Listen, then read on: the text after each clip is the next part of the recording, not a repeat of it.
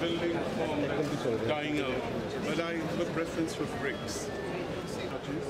Like all other members of the civil service, but this was not available to judges, facilities procuring loan on very soft terms from the government and buying their own cars. So this has come through we sent a proposal to the Ministry of Finance, to the Ministry of Law, within 1 week essentially. Whereas, the benefit of working with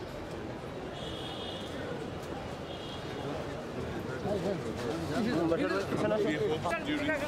tenure is very investment that make the process of the work.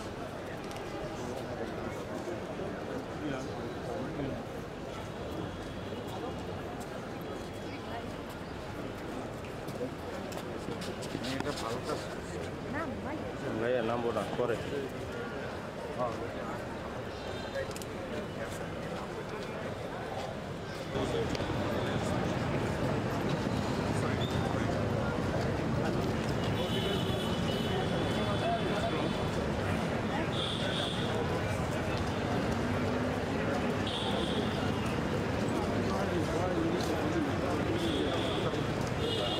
মনে হয় না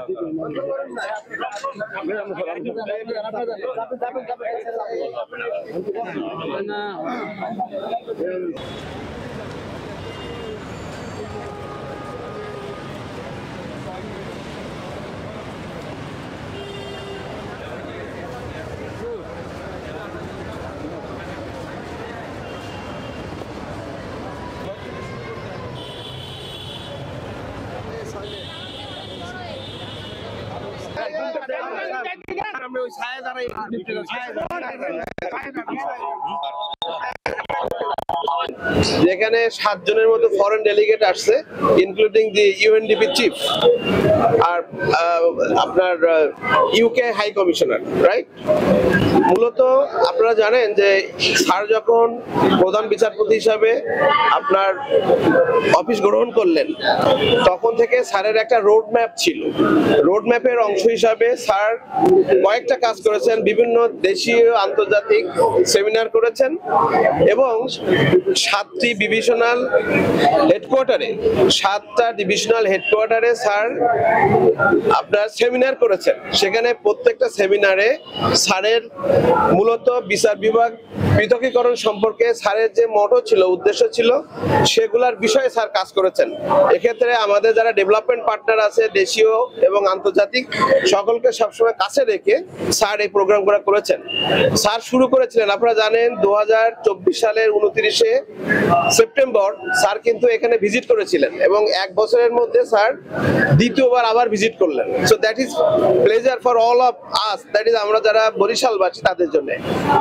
শেষ কথা হচ্ছে যে sir এই 7টা বিভাগীয় সেমিনারের শেষ সেমিনার হিসাবে বরিশালকে বেছে নিয়েছেন, ঠিক আছে? সেই সেমিনারের অংশ হিসাবে স্যার আজকে আমাদের মাধ্যমে আসলেন। তো স্যারের মূলত 11:30 থেকে সেমিনারে অংশগ্রহণ করবেন। যেহেতু স্যার বরিশালে আসছেন, বরিশালে আসার কারণে স্যার আমাদের বরিশালের বিভাগীয় কোর্ট হিসাবে, আপনার সদর দপ্তর হিসাবে আপনার স্যার কোর্ট ভিজিট করলেন। সেখানে স্যার লিগাল এড থেকে শুরু করে ন্যায়কুঞ্জ এবং আমাদের যে কার্যক্রম সেগুলা স্যার অবলোকন করেছেন এবং স্যারের সাথে এই যে আমাদের ডেভেলপমেন্ট পার্টনার ছিল, যারা বিদেশি ছিলেন, তাদেরকে নিয়ে স্যার করেছেন। তো স্যার মেইনলি ফোকাস ছিল মূলত লিগাল এডের উপর। এই জন্য আপনাদের এই সংবাদ সম্মেলনটা আমি লিগাল এডের অফিসের সামনে করে করছি। এই মূলত আজকের ব্রিফ। এরপরে আপনার স্যার চলে গেছেন 11:30 থেকে আমাদের হোটেল গ্র্যান্ড পার্কে মূল সেমিনার শুরু হবে। সেখানে আমাদের আরো যে 5টা আউটলাইন ডিস্ট্রিক্ট আছে বরিশাল ছাড়া, সেখানে ওই মোট 6 ডিস্ট্রিক্টের আমরা 60 জন বিচারক সেখানে উপস্থিত থাকবো এবং আরো যারা বারের মেম্বার রয়েছেন কয়েকজন ইনভাইটেড এবং আরো যারা বিদেশিরা আসলে সবাই ছিল। বেসিক্যালি ফরেনাররা এই বিষয়গুলোকে সম্পর্কে ওয়েল অ্যাওয়ার্ড। তারা আমাদের যে বিচার বিভাগ সম্পর্কে যে অনেক দিন ধরে কাজ করছে তারা, ঠিক আছে। সুতরাং এই কাজের অংশ হিসাবে যেহেতু 7টা ডিভিশনাল হেডকোয়ার্টারে প্রত্যেকটাতেই কিন্তু তারা উপস্থিত ছিলেন, সুতরাং তারা এই সবকিছু জানেন। তাদের কাছে তো আমাদের বেশি চাওয়া থাকে না, তারা নিজে থেকে অনেক কিছু করে এবং তারা সন্তুষ্ট হয়ে আমাদের সাথে তাদের যে ডিপ্লোম্যাটিক যে সুযোগ সুবিধা আছে এবং একটা দেশের সাথে আরেকটা দেশে যতটুকু করা সম্ভব হাই কমিশনার হিসাবে এবং আপনার ইউএনডিপির প্রধান হিসাবে যতটুকু করা সম্ভব তার মধ্যে থেকে তারা আমাদেরকে সাহায্য করার চেষ্টা করে এবং তারা মেইনলি ফোকাস করে আমাদের দেশে যারা গরিব দুঃখী বিচার প্রার্থী রয়েছে তারা কিভাবে বিচার অ্যাক্সেস টু জাস্টিস এবং সহজে যাতে বিচার পেতে পারে এইগুলো উপরে বেসিক্যালি তাদের থাকে, ফোকাস থাকে। তো সেই হিসাবে তারা আসছে মূলত। বরিশাল আদালতের কার্যক্রম দেখে সন্তুষ্ট?